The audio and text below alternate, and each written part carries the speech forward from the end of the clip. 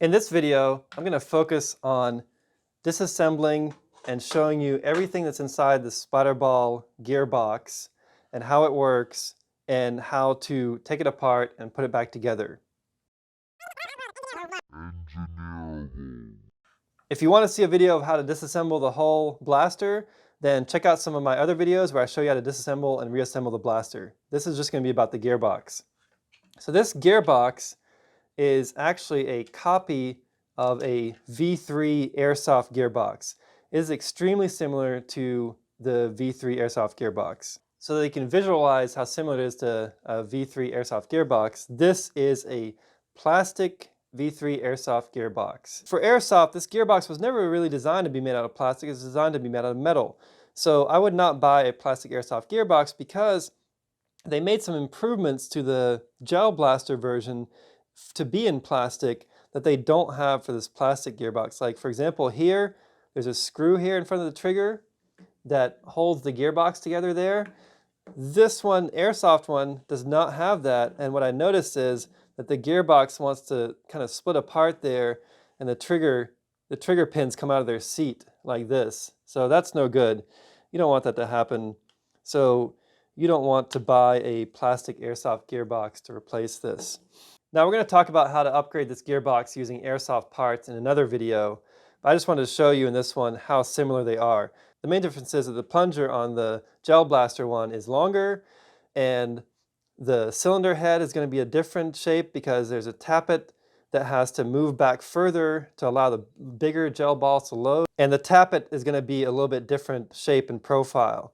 Other than that, they share a lot of the same components, they use the same gears, and they use the same motors, and even like the motor frame and stuff like that. A lot of the parts are going to be cross-compatible. One other slight difference is the selector plate. The selector plate is different on this gel blaster one than it is on the Airsoft one. So you'll notice like this one has some gears and stuff like that that go on this other side here, and you'll see that this gel blaster even still has those features there. So, but it doesn't have any of those gears. So you can just take those gears off, and then your selector plate is going to be different up here. And so that would have to be slightly modified if you use an Airsoft gearbox. Or you may have to do away with single fire mode or something and just do full auto mode. Another difference with the gel blaster one is that with the gel blaster one, you can actually remove the spring out the back without taking the gearbox apart. Most Airsoft gearboxes do not have quick change spring access from the back. But if I purchased an Airsoft gearbox to replace this one, I would definitely get one with the quick change spring access so you can swap out the springs more easily. The Airsoft gearboxes come with this, I don't know what this is at the top here, but the gel blaster ones do not, but you can see that they have the feature there to hold something like that, but they don't even use that for anything. This feature here in the back is intended for a set screw to be able to adjust the motor position and the mesh with the gears. In this case, they didn't even care about that, and they just have the motor's just loose, and so it's not meshing as perfectly with the gears as it could be. Therefore, it can easily strip that first bevel gear that the Pinion is driving. An Airsoft gearbox, by contrast, has a set screw in here. You can see it's even got Loctite or something on it that you can use to adjust the motor position. And like this one still has some play there, but you would use that screw to push that forward and adjust the motor until there's the minimum amount of play that you want. First thing here we're going to do is remove this motor mount, and then we can pull the motor off like that, and we should be able to remove these wires here.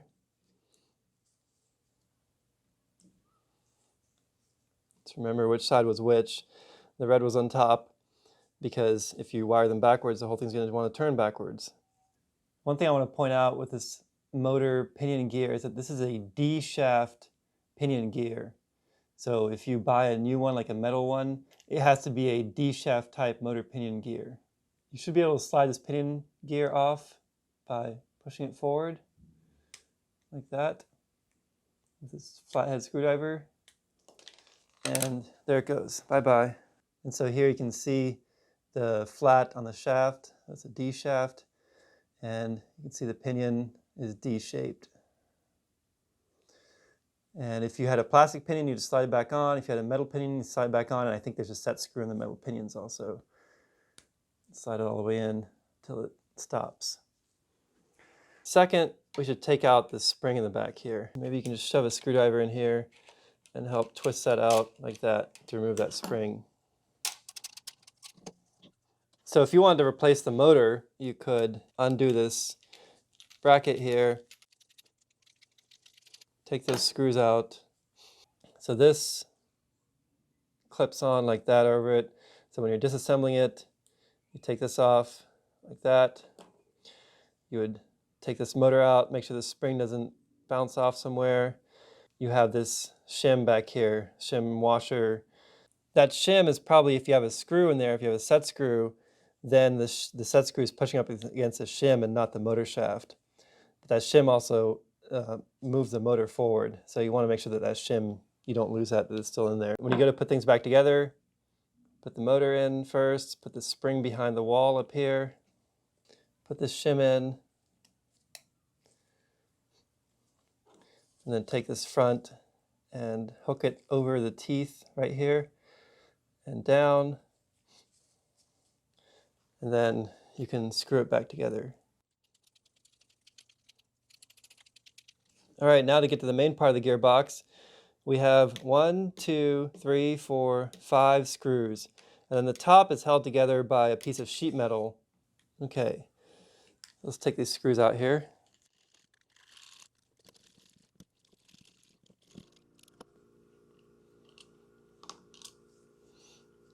So these 3 screws are the same length here.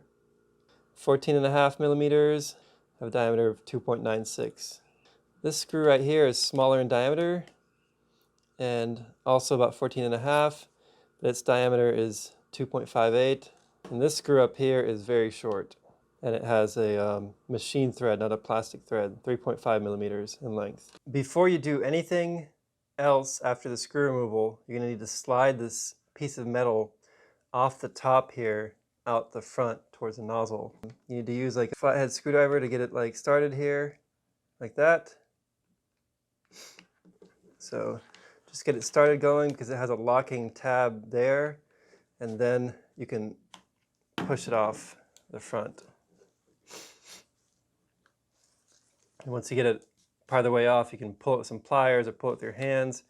There you go. That came off a little bit easier. I kind of struggled at first trying to push it, but the main thing is to get it over these locking tabs here, and you can use a flathead screwdriver to kind of push it and get it forward, get it going, pry it off of these. Trying to do any damage to it. This shape of this metal piece grabs onto the dovetails up here. Before we can open this gearbox, we still have this plastic piece here right behind the trigger that's holding the gearbox together. There we go. Now it's time to open up this gearbox.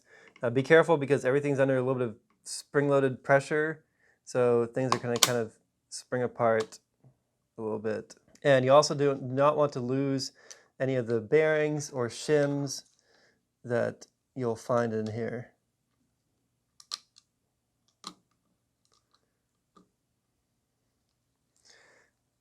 Okay, so here we see like what I was talking about. There's a shim right there. Looks like a little washer.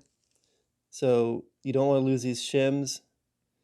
You can take it and put it back on the gear from which it came.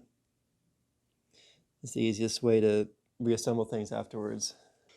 So since there's spring-loaded pressure, everything kind of pops apart. It's hard to show exactly how all the stuff works together, but I'm going to put it back in as best as I can.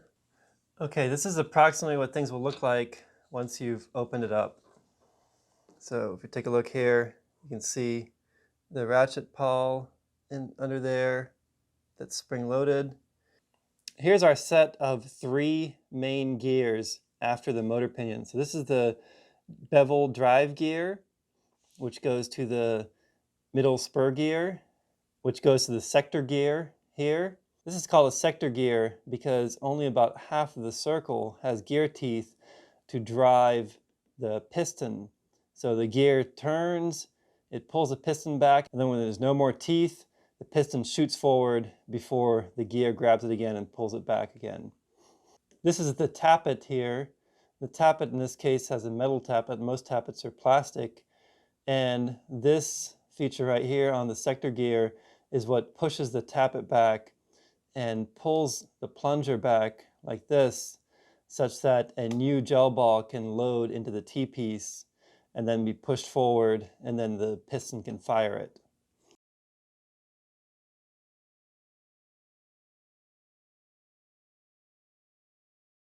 There's also a ratchet pawl here underneath the bevel gear, and that ratchet pawl prevents the spring-loaded piston from backdriving the mechanism. So here you see the ratchet pawl clicking. Okay, I'm going to start disassembling this. So the first gear I'm going to take out is this bevel gear. And the bevel gear has shielded ball bearings on either side of it. If we take these ball bearings out, you'll notice that there's also a shim there. It's got a shim on one side. And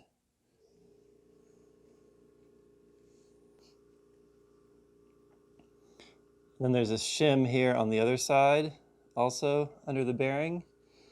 This bearing has a shim there. So when you put that back together, you need to make sure to put the shims in place. So this bevel gear, it's got a big ring bevel gear here. It's got ratchet teeth features here, and then it has a small spur gear here that drives the next spur gear. I'm going to put this back together with the shim first, then the bearing with the flange on the inside, and then put this shim on with the bearing with the flange on the inside again here. Next we have our ratchet pawl here. This ratchet pawl is what prevents the gears from backdriving.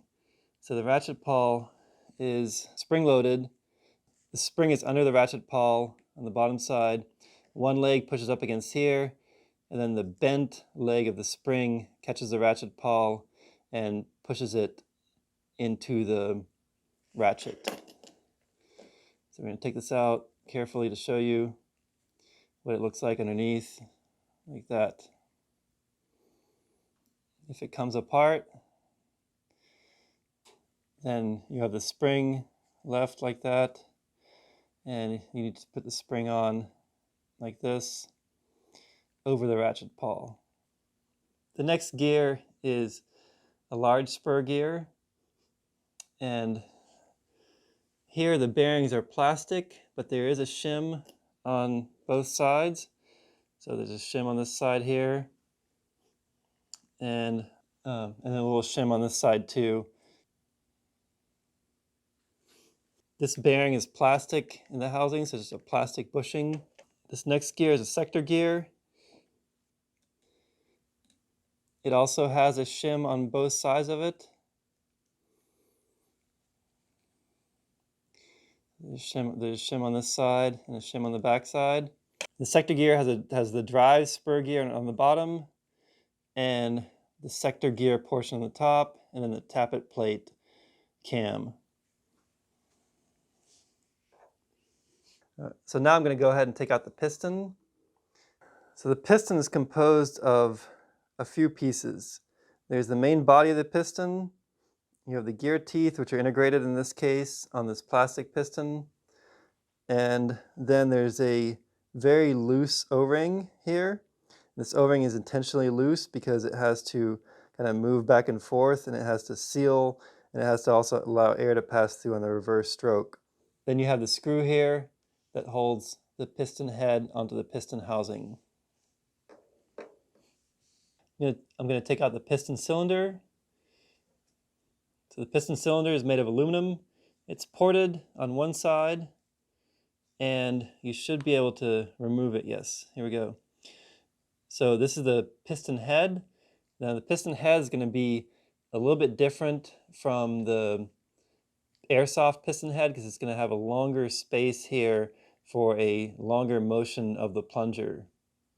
There's a liberal amount of grease on everything. The piston head piece that comes out is aluminum, the rest is plastic.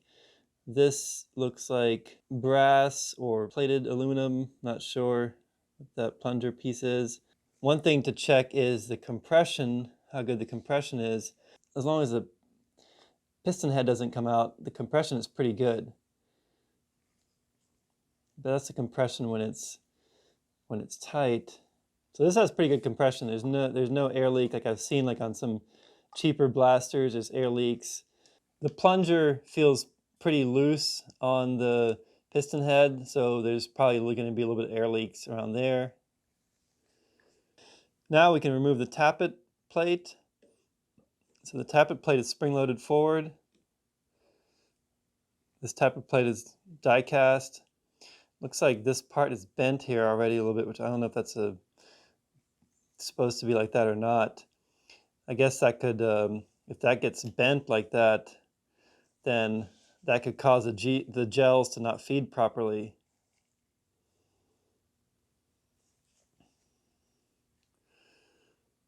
It seems pretty strong, but I can still bend it back with my hands.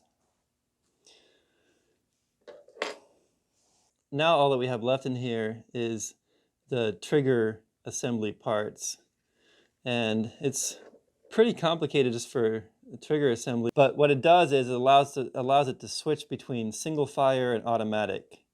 So these contacts right here are the on-off switch. So in this position, it would be off and it wouldn't work at all. That's the off position of the selector switch. Now when you move it to this position, it's going to be on in single fire mode. And in single fire mode, the cam on the back of the sector gear, there's a little cam right here. It pushes this lever here every time that it rotates, and it lets it know that there's been one shot fired. So in single fire mode, it pushes forward, it rides over the cam arm, and then when the cam comes around and pushes on this, it releases it. So every time that sector gear comes around in single fire mode, it releases that, and then you have to let go of the trigger to reset. Then you can do it again, and then the cam comes around on the sector gear and releases the switch. So the single fire mode is completely mechanical. When you put this selector switch into automatic, you can see it pulls the cam away, cam gets pulled up, and when you pull the switch, it makes the contact, and then this is not doing anything. Every time the cam comes around, this cam arm is not doing anything, so it just continues to fire. It doesn't release the switch. So if you're having issues with the blaster just not doing anything when you pull the trigger, when it's in fire mode, then you may have issues with this contact switch here or this electrical contact on the outside here, because these two contacts are where electricity has to pass through in order to make the motor turn. So you might want to check out those two contacts and make sure that everything is working well in there and that there's no corrosion on this stuff. It's probably good to use a little bit of electrical grease on these contacts. You can buy automotive bulb grease to put on the contacts that help with electrical connection and prevent corrosion of the contacts. Okay, so now we can take the trigger off here. And what we're going to find is the trigger is kind of like two pieces hinged together. They just slot into each other like that. There's a torsion spring right here. It looks like it's stuck in place. And we can remove this switch box from this one screw here. It's a pretty small screw. And then we can take the switch box out. It's going to come apart with the slider here attached to this spring. Let me take this spring out. And so here we have just the switch box itself, and we have the power contacts. Here, this is to turn it on, and we have the switch contacts right here. So these are in series, so the power contacts have to be closed in order for the switch contacts to work. So if we want to take this apart for any reason, that's a medium-sized screw there, flathead screw on a plastic piece, and this contact comes out. This contact is connected to this other contact in here, and we can remove this screw here. This is the longest of the 3 screws. And then there's a sort of like T-piece that comes out here, and we have this contact that can be removed, and it's hooked up to the red motor wire. And this is all that's left of the switch box. So you could remove also this electrical contact here. This could come out. There's an O-ring in here. I'm just going to leave this on there. And now we're going to reassemble everything. So I'm going to take this contact, put it back in here, slide the O-ring back over,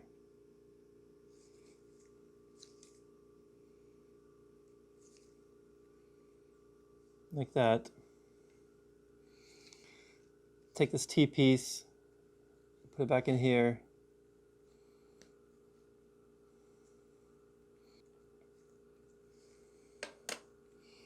Take the longer screw.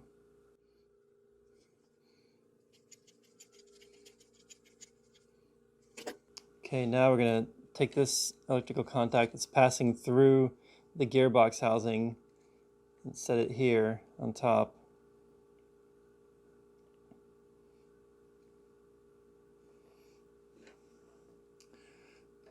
And find this plate with the medium-sized flathead screw. Screw that in there. Make sure that this contact is properly seated. If it's out of alignment, it may not work well anymore.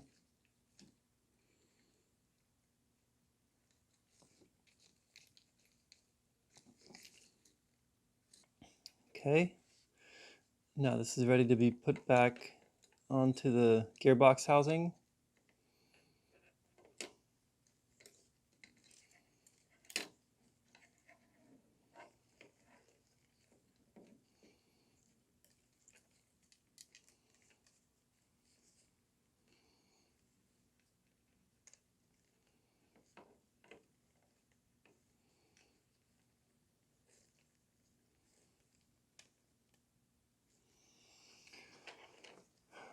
We have to slide this switch. Oops. I'm going to slide the switch in here. Put the spring on top of the switch slider.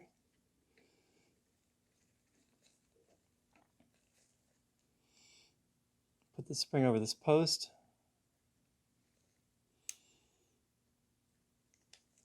And then seat this whole switch assembly.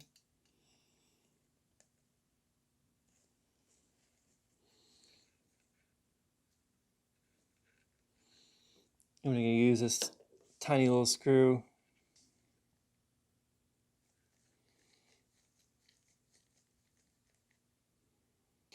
Okay, now the trigger is going to go back in place, and we have to get this trigger over this torsion spring. So it's a little bit tricky here. I was able to just kind of hook it in here like this, and then get the trigger into the slot hole, but then I lost this other part over here. There we go. Then we have to get both pieces to fit into the holes on the opposite side of the gearbox, like this here. And this is a good time to kind of put this gearbox back together quickly to make sure that the trigger and switch is still working properly. So you can put this back in here like this, and then you can test to make sure that it's still working correctly.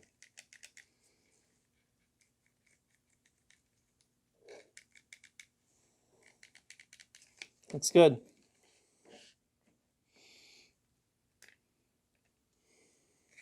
As we reassemble this gearbox, we've wiped off a little bit of lube on the gears and things that slot, parts that slide and stuff. So this super lube grease, which is a Teflon-based grease, is what's recommended by the gel blaster community for a good grease for the gears and the O-rings and the air cylinder. So we're going to be applying this to the gears and the cylinder as we reassemble stuff. If I hold the nozzle here out towards the end of its stroke and test the compression, it is leaking air and it's probably coming out the edge of the nozzle, because if I hold it all the way back, it's pretty firm. It's not leaking much air here. So it's losing air through this area in between the nozzle and the cylinder head.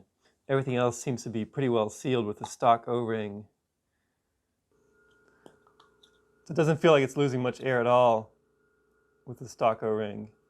One method to keep some air from leaking out of here is to use a liberal amount of grease in there. The grease will have enough resistance that it won't allow airflow to flow out.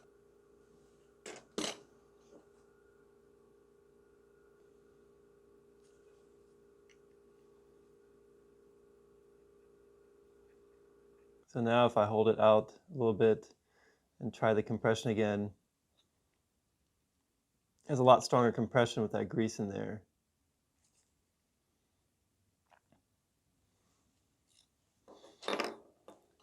It's good to apply a little bit of grease around the cylinder head.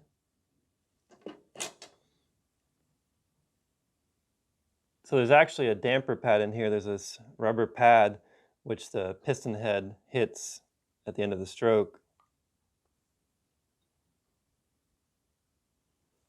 We're going to add some more grease inside the cylinder.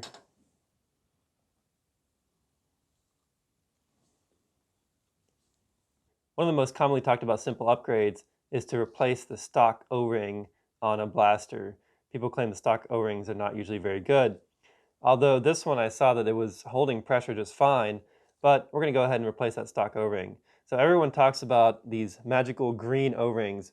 And the green O-rings are a fluoropolymer O-ring that is mainly just available to buy from Asia, so it's difficult to get them here. You have to order them and it takes a long time to ship. What I found here as a substitute to the green O-ring are these Viton O-rings, which were very close in size. So the ideal size is supposedly a 20.2 ID by 2.4 by 25 OD.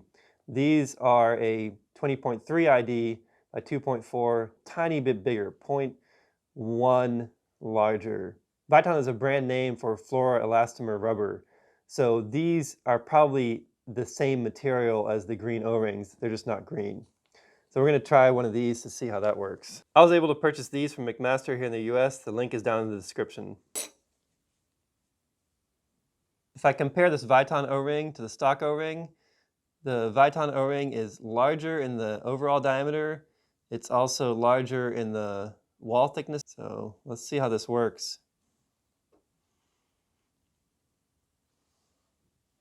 And here you have to pinch the O-ring in a little bit to get it to go in. Gonna make sure that it all goes in there snugly. Okay.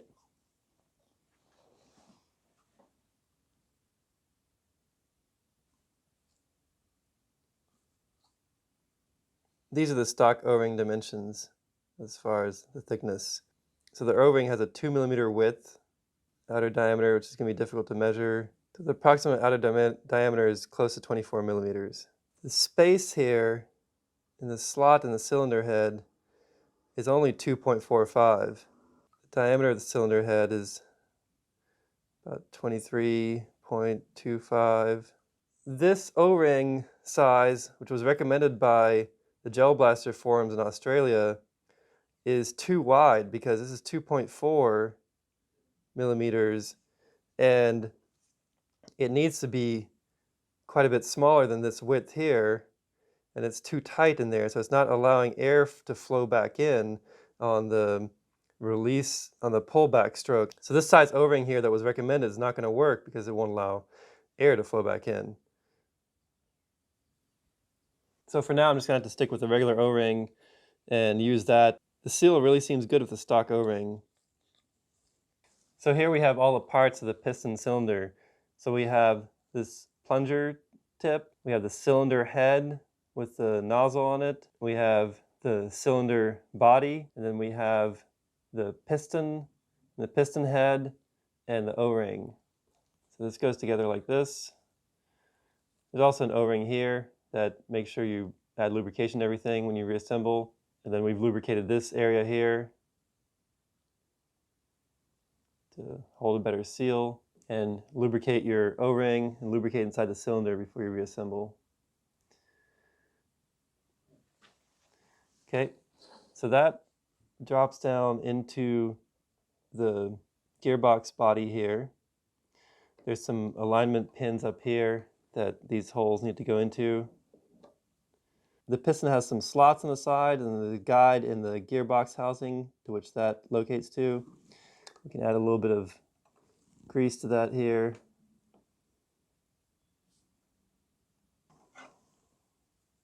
Now we're going to place this tappet back in here. So the tappet has to go over the end of the plunger, the nozzle that slides onto the nozzle here. I have to lift this up again, get it to all go together. Before putting the tappet back in, I should add some grease to that tappet slot. And here we have a spring that needs to go on this post here.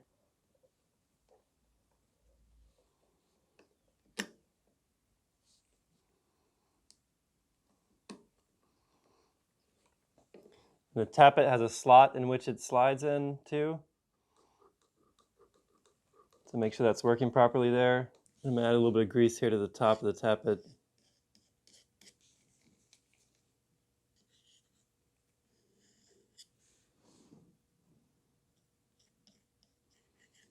As we put these gears back together, I'm going to put a little bit of grease on them. So we're going to start with the central spur gear. Grease on the shaft here on both sides. Make sure that the shims are in place. You see these metal shims are there. Make sure those are there. Put a little bit of grease on the gears. It's going to get spread around. We're going to take the spur gear and put it down in here in its position. Now we can do the sector gear, and so also apply some lubrication to the sector gear. Make sure that the shims are in place there. We get the shim on one side, shim on the other side. Now we're going to sneak the sector gear back in here.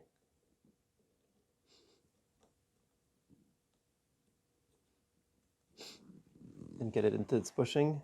There we go. The last gear is the bevel gear. So let's apply some grease onto that bevel gear. Make sure that the shims are in between the bearings and the bevel gear. And the bearings have the flange on the inside. So both sides should have their shims in place right here. Then we have to put the ratchet pawl back on. The ratchet pawl has the spring on the bottom like that. And this leg of the spring goes up against the wall inside here. And we're going to pull this ratchet pawl back, and then we're going to put the bevel gear into its hole in the gearbox. The ratchet pawl is going to want to push the bevel gear out of the way. So now at this point we need to get the other half of the gearbox cover back on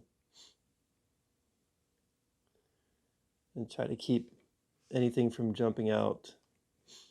You're going to have to use a screwdriver in here to keep things in line. There we go. Focus on getting this bevel gear back in. Focus on getting all the gears into their bushings. Oops. Now I might need to push the tappet plate back a little bit. There we go. That's snapped in. And then get the trigger in place.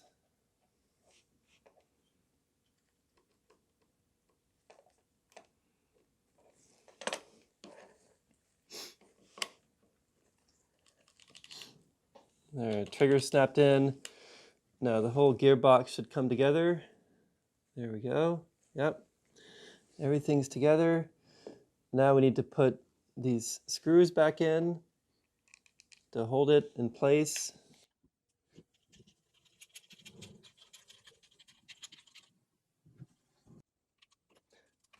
And remember that when you put the screws back in, always back up first until you hear a click like this. Hear that click, and then you can move forward. That click means that you are in the same thread path as previously, because these screws are plastic threading screws, so you don't want to be cross-threading too much into the plastic. Be careful not to over-tighten these screws. It will strip the plastic.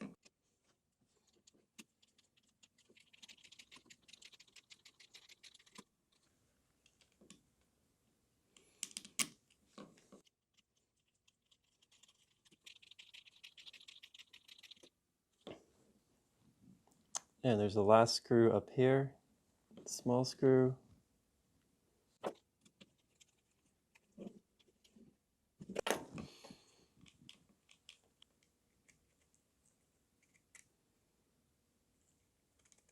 And then you're going to slide this piece of sheet metal over the top here.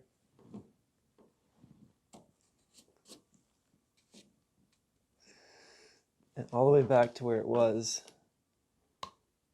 right there. And then this clip that covers up the gears goes here.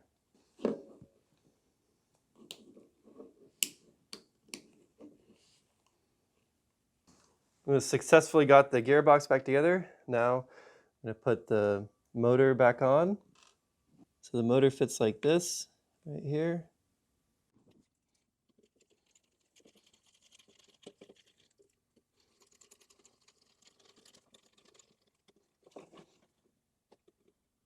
All right, and I believe that we had the positive lead on this side of the motor, and the negative lead was on this side, on the bottom side. Now the gearbox is back together. You can put the spring back in.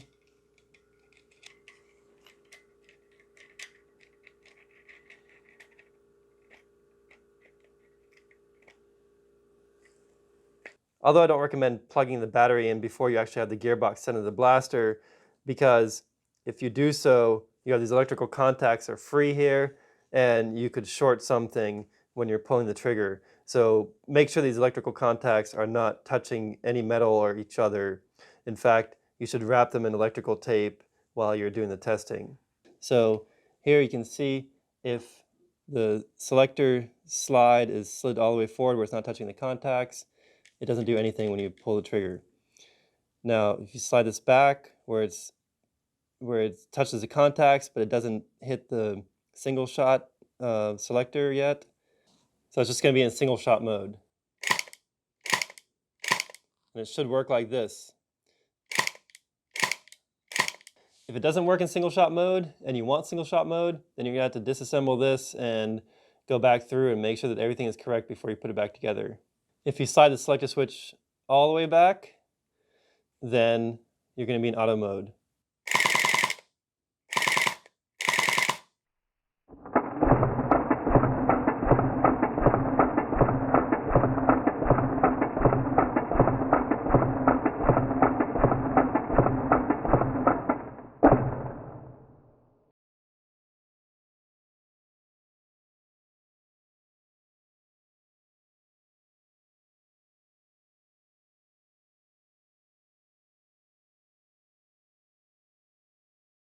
Now that your gearbox is all back together and it's functioning, it's time to put it back into the blaster and watch my other videos for instructions on how to properly do this.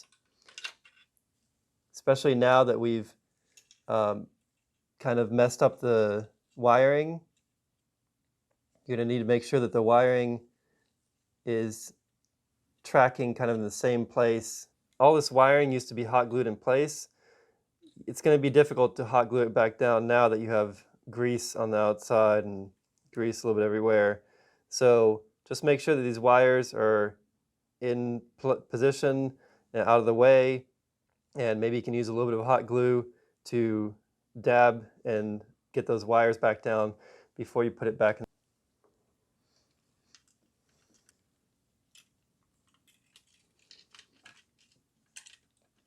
And here we have to place our electrical contacts in for the magazine.